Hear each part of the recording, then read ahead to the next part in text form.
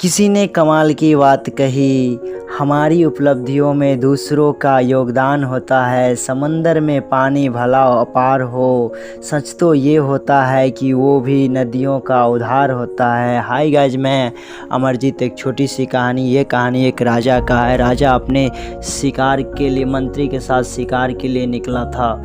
गर्मी का मौसम था, दोपहर का टाइम था और उसने कब रास्ता भटक गया उसको पता नहीं चला। और भटकते भटकते एक लकड़हारा के पास पहुंचा। लकड़हारा देखा राजा को तो वेशभूषा से चिन्ह गया कि ये राजा है। और लकड़हारा ने बोला कि राजा साहब, मैं आपका क्या सेवा करूं।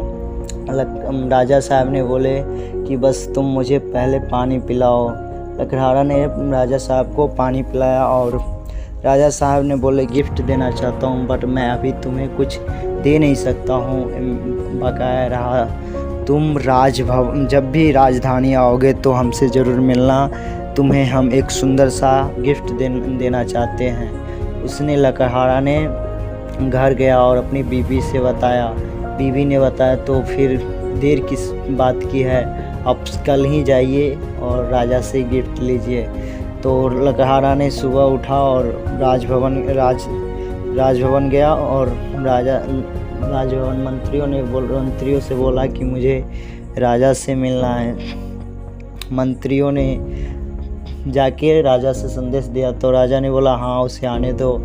तो राजा सोच रहा था कि हम उसे क्या गिफ्ट दें। तो राजा ने सोचा, देखा फटा छिटा वेशभूषा है लकड़हारा को, तो सोचा कि इसे क्यों ना हम एक सुंदर सा बन दे देते हैं। तो उस राजा ने उसे चंदन का एक बन दे दिया।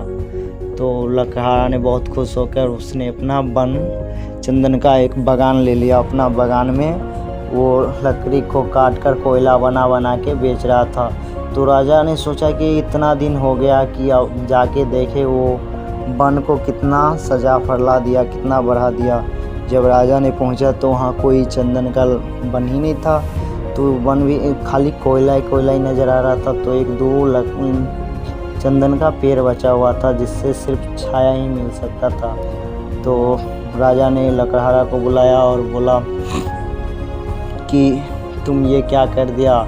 तो लकड़हारा ने बोला, मालिक राजा साहब, आपकी कृपा हमारी पे हुई जिससे हमें अब थोड़ा अच्छा खाना पीना खा रहे हैं। मेरा स्थिति थोड़ा सुधर गया है पहले से। अब मैं आपकी कृपा से बहुत ठीक ठाक रहता हूँ। तो राजा ने एक चंदन का लकड़ी दिया और बोला जाओ इसे पहले बाज़ार से बेच के आओ। लकड़हारा ने गया और उस लकड़ी को बेचा। उससे इतनी गुनी कोयला से इतनी गुनी ज़्यादा रकम में बिकी कि लकड़हारा ने आके राजा के पैर पे गिर गया और बोला, आप तो मुझे खजाना दिए थे और हम तो लोहा समझकर बेच रहे थे।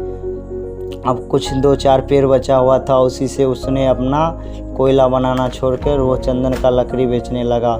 दोस्तों, ये छोटी सी कहानी, ये कहानी छोटी सी नहीं है, बस ये है कि हमारी शरीर जो है ये सोना से भी ऊपर है। हम इसे लोहा समझकर गुस्सा, झगड़े, ये इधर उधर में ज्ञान करते हैं। ये छोटी सी कहानी बड़ी बात सिखलाती है कि अपने शरीर को पॉजिटिव में हम ले जाएं, नेगेटिव को छोड़ दें, इधर की नेगेटिव बातों से हटे रहे।